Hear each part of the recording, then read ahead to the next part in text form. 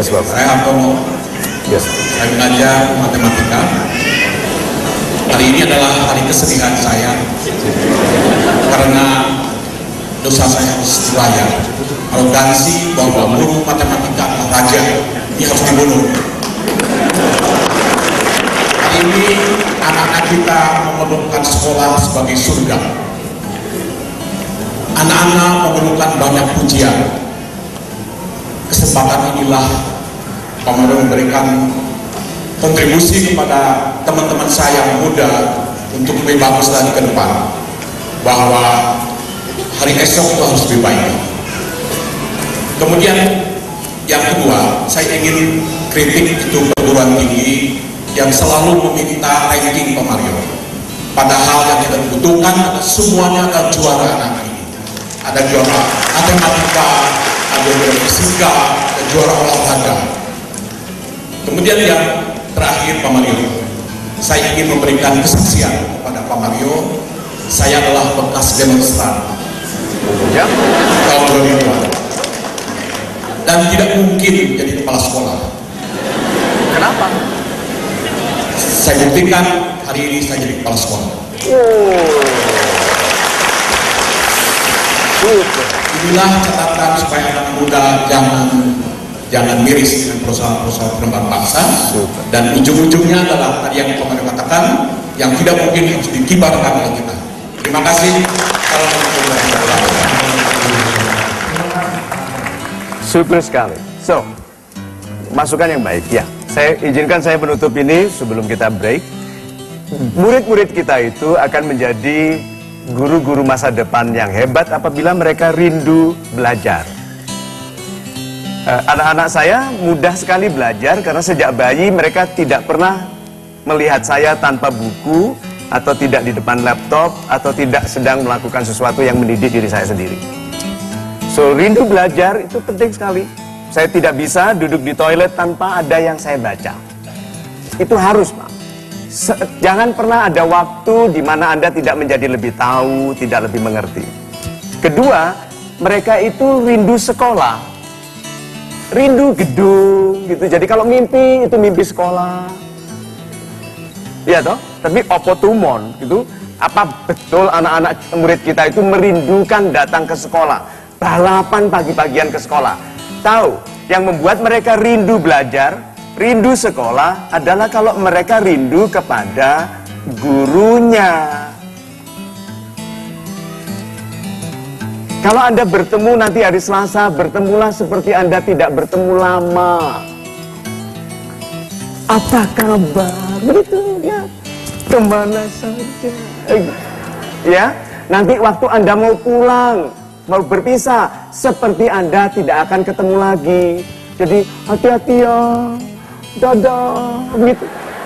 Salam sama mama ya, begitu terus. Betul, dan itu yang saya lakukan ke anak-anak saya. Mau pergi atau mau pulang. Sekarang, Anda, ke anak-anak Anda sendiri. Apakah Anda harus jadi guru? Ya, sekarang saya tanya, siapa yang kalau pulang ke rumah, anaknya teriak-teriak menyambut? Coba, gitu, mana ada? Iya, ada itu. Karena ada loh, anak kalau melihat bapaknya pulang itu mereka ngintip dari jendela. Ih, dia lagi, dia lagi.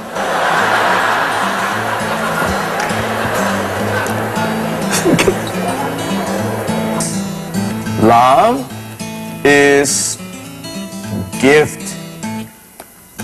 Kasih sayang itu pemberian.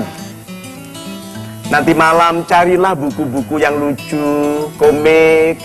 Pagi-pagi Anda sebelum memulai, Anda bilang, anak-anakku ada cerita. Itu bahkan dilakukan oleh guru saya di Indiana University. Itu profesor saya bidang kewirausahaan. Kita itu mau datang pagi itu karena dia pagi selalu cerita yang lucu. Setelah itu kita tidak perhatikan.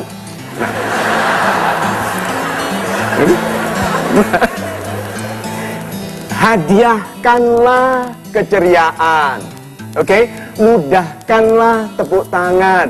Anda sudah tahu caranya tepuk tangan yang tidak diteruskan? Guru harus tahu caranya. Kalau bilang, ibu-ibu, aku bisa gini. Aduh, hebat sekali. Super sekali. Karena kalau diteruskan rame kelasnya. Biasa kan begitu, ke anak. Hebat sekali, super sekali. Begitu, oke? Nanti dilatih ya, keluar ini nanti. Hebat sekali. Sekarang gini, sebagai seorang pemasar, Anda tidak mungkin tidak tahu caranya membuat sesuatu disukai. Pasti Anda tahu caranya. Dan orang-orang yang berhasil rata-rata adalah orang yang pandai membuat sesuatu yang tadinya tidak disukai, disukai. Apa yang Anda gunakan, Pak, untuk membuat sesuatu yang tadinya tidak disukai, tidak dikenal, tidak disadari, lalu disukai? Ya, kalau saya sih konsepnya berbagi tadi. Saya simpulkan, Pak, Anda juga seperti semua orang yang berhasil dalam bidang apapun, yaitu Anda juga ahli membuat orang menyukai Anda secara pribadi. Perhatikan, tidak ada orang bisa berhasil yang dirinya juga tidak disukai. Dan Anda sebagai pemasar t-shirt, Anda tahu bahwa komponen pertama yang paling menarik adalah Mas Wiwin. Adalah Anda. Ya, tapi secara umum kan ya, ini jawabannya orang yang rendah hati begitu. Pribadinya kan nggak berani ngomongin, Pak. Iya. Orang lain yang mengutarakan. Tapi Mas Wiwin, banyak anak muda menyepelekan nilai dirinya, menjadikan dirinya tidak menarik. Padahal ketertarikan orang kepada dirinya itu bisa mengabaikan dia punya ijazah atau tidak, punya pengalaman atau tidak, ya toh? Punya skill yang khusus atau tidak, itu diabaikan orang kalau kita secara pribadi disukai. Nah, Anda, apa nasihat Anda? Ya, kalau jauh hari saya sering mencoba membedakan antara konsep produk dan konsep diri, Pak. Oh, itu dia, super sekali. Jadi orang membeli, kalau konsep produk kan orang hanya melihat produk, tapi di balik produk itu ada diri siapa gitu. Mungkin bukan saya sendiri, tapi mungkin ada internal saya, stakeholder saya, dan lain-lain. Nah, ini yang kualitas konsep diri ini yang makin hari harus kita perbaiki, Pak. Jadi kami bukan hanya sekedar berdagang kaos. Betul sekali, itu sebabnya tidak ada orang akan berhasil di pekerjaan apapun kalau tidak menjadikan pekerjaannya ekspresi dari dirinya. Ya, kalau pekerjaannya menjadi penggembira bagi pelanggannya, itu ekspresi dari pribadi yang peduli tentang kepuasan pelanggan.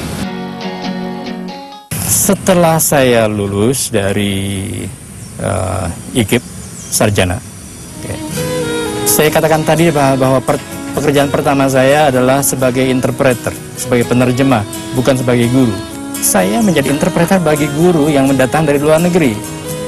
Saya pikir kalau saya sebagai guru, saya menjadi bos, bukan orang yang bekerja untuk orang lain. Maka setelah selesai dengan proyek HKI, saya diterima menjadi guru di SGPLB, dan dari situlah mulai pekerjaan sebagai guru. Bahkan ketika awal saya menjadi guru, saya juga mempunyai profesi sebagai guru privat bahasa Indonesia untuk orang-orang asing. Saya harus berkompetisi dengan guru-guru privat lainnya. Saya harus menunjukkan kepada murid-murid saya bahwa saya bisa datang ke rumah-rumah mereka seperti halnya guru-guru lain. Saya bisa menggunakan buku-buku yang digunakan guru-guru lain. Bedanya adalah ketika guru lain bisa langsung menggunakan buku yang dia beli di toko, saya tidak. Saya harus menyalin buku itu dulu ke dalam braille, sehingga murid saya bisa menggunakan buku biasa, saya harus menggunakan buku braille.